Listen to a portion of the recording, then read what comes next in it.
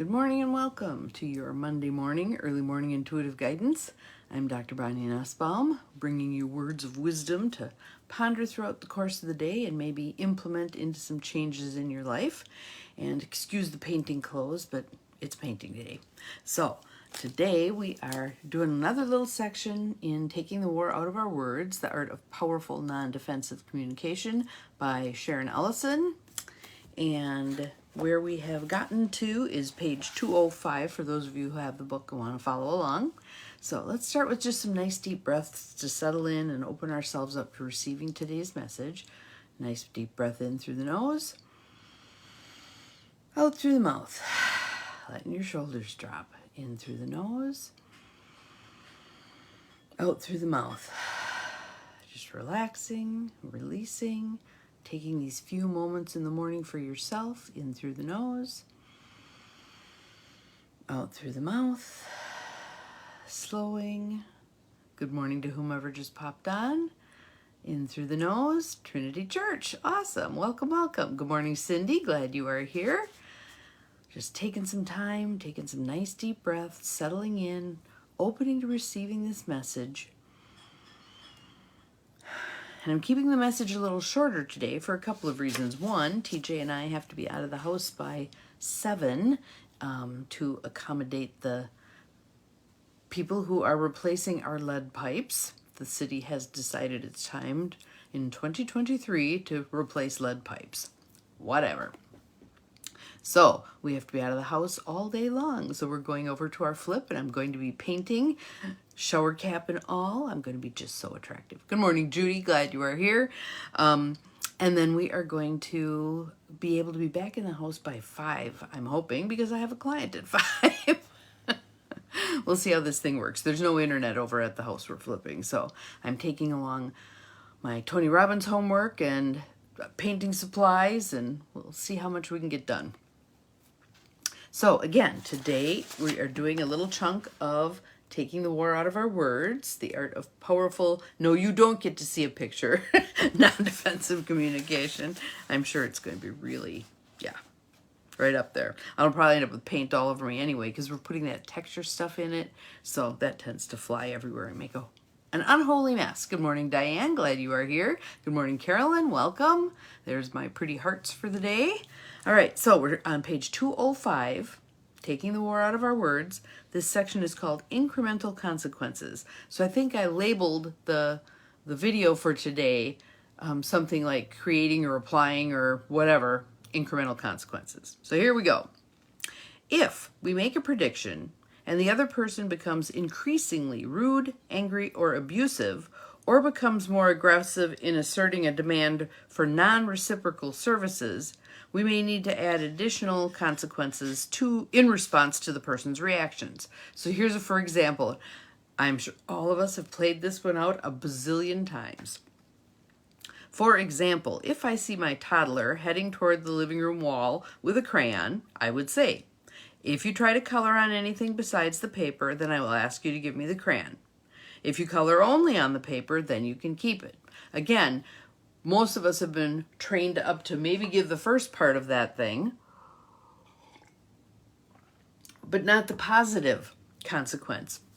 And we really want to lay that out, especially for kids, so that they know the various options that they have available. We like to imply, we think that they ought to know what the opposite of the I'm going to take the crayon away would be, but they don't. Sometimes they don't. So spelling it out is good. If the child is still preparing to color on the wall and refuses to give up the crayon, I can then add another prediction. If you don't give me the crayon, then I will take it. If I have to take the crayon and the child begins to throw a tantrum, I can add a third prediction. If you pitch a fit, then I will ask you to go to your room. If not, you're welcome to stay in the living room. Now she has a little caveat here. Hello, Beth. Glad you're here. And I think I missed a few of you. Glad you are here. She's got a little caveat at the bottom. If I am preparing to take the crayon, I walk slowly to avoid a chase scene, unless the wall is in imminent danger, and then the chase would be the preferable distraction. When I take the crayon, I move slowly and carefully, almost in slow motion, to avoid having the process accelerate into a physical struggle. So you don't swoop in and grab things, you just reach gently and take the crayon away. Again, if there is a serious control problem with this particular child, she recommends seeking professional advice before making any prediction that could cause physical conflict between you and that child. Okay, so now we've had our third prediction. If the child continues to cry and refuses to leave, I can say, if you don't walk to your room yourself, then I will carry you. If you do go by yourself, then I won't carry you. So again, you're putting the other half of the prediction on there, so it's abundantly clear what's going to happen.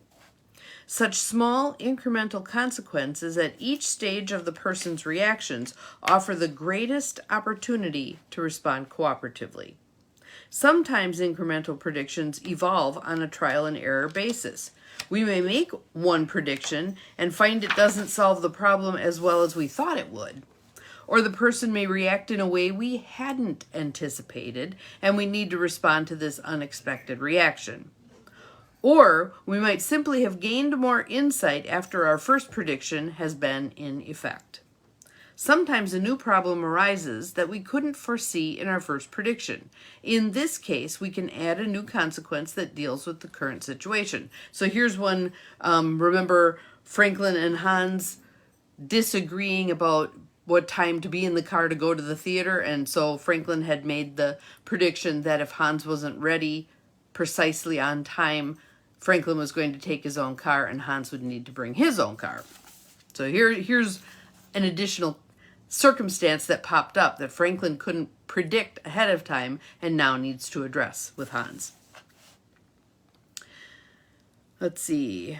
When Franklin drove his own car to the theater and arrived late, he would whisper questions to Hans about what he had missed. This infuriated Hans, but instead of just getting angry, he added a second prediction to his first one. If you come late and distract me with questions, I won't answer. Once we add a second prediction to the first, we do not have to repeat either one. We just actively and consistently apply them both. So you don't repeat. Remember I said, nope, just hand out the consequences. And now she's going to talk about doing this all in advance. So in this case, it was incrementally adding consequences as the situation evolved. In this case, it's offering a series of incremental predictions in advance. In many cases, we may wish to present a series of incremental predictions ahead of time. A supervisor may be dealing with someone who is always handing in work projects late and holding up other team members. All too often, warning follows upon warning, while everyone gets frustrated and little is actually done to solve the problem. In some cases, the problem gets recorded in the person's performance evaluation and eventually causes the person to be fired. In other cases, the dilemma continues indefinitely. If supportive efforts to discuss the situation and identify problem areas do not correct the situation, the supervisor might offer a series of predictions. Good morning, Lucy. Thank you for the sunshine. So here's how to lay out the series of predictions. If you turn in another late report, then on the next project, I will ask you to outline your progress to me 1 week before the project is due so we can address any problems that might stop you from completing it on time. If you are still late, then I will ask you to develop project phases, which break the project into parts, each with its own deadline. If you persist in handing in work late, then I will ask you to keep a time motion chart of how you spend your time so we can examine your problem in more depth. If your work starts to come in on time, I will be glad we solved the problem and make note in your evaluation that you have demonstrated the ability to make difficult changes. So there it lays out all the possible consequences. Would there be another thing that might pop up? Absolutely, but then you could do the after the fact, adding in the consequence. The advantage of giving all these predictions at once is that it presents a clear picture of choices and consequences. If the employee just needs more supervision to learn necessary skills, the time is well spent in eliminating the problem instead of allowing it to continue to affect a wider circle of people. If, however, the employee is ultimately unwilling or unable to change, it will be much clearer that this person is not suited for the job, even after being given ample opportunities to learn it. Managers often initially balk at such suggestions, thinking of the time and energy such supervision requires, but they usually discover that the process ultimately saves time and money by improving both morale and production. So to me, this is the same kind of thing as using sociocracy or consensus in intentional community. It may take a little longer to set up on the front end, but saves you untold amount of time down the road, okay? Of course, this type of process would not apply in situations where delay is unavoidable or where some built-in flexibility is appropriate for everyone. We may also present a series of predictions in advance and still add one or more later as needed. There must be a dog out there. Please excuse TJ. Good morning, Gwen. Glad you are here. Welcome, welcome. So here's an example that we've talked about before. This is a couple who he has children from a previous marriage. I'm going to close the door further. Hang on a second here. There. Now he hates the door being closed, so he'll probably come and buck it open. We'll see. So, Akiro's wife became jealous and angry whenever his children from a previous marriage came to visit. Kiko's behavior depressed Akiro, but during one visit he had an insight. He was depressed partly because he kept trying to answer Kiko's jealous comments. They need too much attention, and we can't ever watch the movies we like when they are here. In his effort to be fair, Akiro had tried to answer each objection and ended up consuming much of the weekend in stressful discussion, which further diminished his time with the children. Good morning, Peggy. Glad you're here. The children were also affected by the conflict, which they could sometimes see and almost always sense. Akiro realized that even though some of Kiko's complaints were legitimate, most were due to her jealousy. Good morning, Linda. Welcome, welcome. He decided he would no longer discuss them during the children's visit. Eventually, he decided upon some incremental predictions. If you have complaints, then I don't want to be distracted by them while the kids are here on the weekend. If you try to talk about how we manage our time with them, I will refuse to do so until after the children leave. If there are any changes we want to agree upon, then I'm willing to discuss them before their next visit. Okay, so he's setting the boundary. We're not talking about it when they're here, only when they're not here. By making a series of incremental predictions, Akiro protected himself from being distracted by Kiko's jealousy. He hadn't changed Kiko, but he had identified and taken steps to deal with the issues surrounding the children's visits most important to him, being able to relax and enjoy the time he had with them. When at first Kiko still tried to complain during the visits, Akiro felt more confident about not discussing the issues because he knew he had a commitment to do so later. When she persisted, he was able to add another incremental consequence. If you continue to make unpleasant, jealous remarks, even when I don't answer you, then I will take the kids out for a walk or go to a movie. These predictions ultimately gave him and the children protection from continual conflict during their visits. At first, Kiko became more angry. However, the incremental predictions gave her the opportunity to shift her attitude at various points during any weekend. Gradually, she began to join in and enjoy family time together.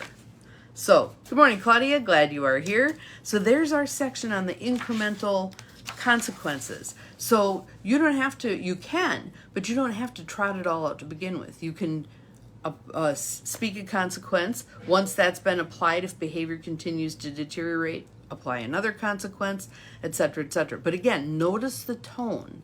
The tone is important. If you're, I loved her little description of how you take the crayon away from a child. You don't just swoop in and grab it and slap their hand, and you're escalating the situation. The fact that you've laid it out ahead of time, what's going to happen, hopefully helps you remain in control so you can walk over, matter-of-factly take the crayon, child pitches a hissy fit, and then you apply the next consequence. If you continue to throw a fit, I want you to go to your room. If you stop throwing the fit and go about your business, you can stay in the living room, kind of a deal. So a couple things I think are important here. One is when we're handing out consequences, when we're predicting, predict all the potential outcomes you can think of. If you do this, I will do that. If you do this, I will do that. And the last one is the positive consequence, the thing that you're hoping. If you settle down, then we can go for a walk. If you do, if you do your chores, then you can go to the dance. Those kinds of things. It sets the tone. The last thing they're hearing is what you would like them to do, but you're detached from the outcome because you laid out whatever the consequences are going to be regardless.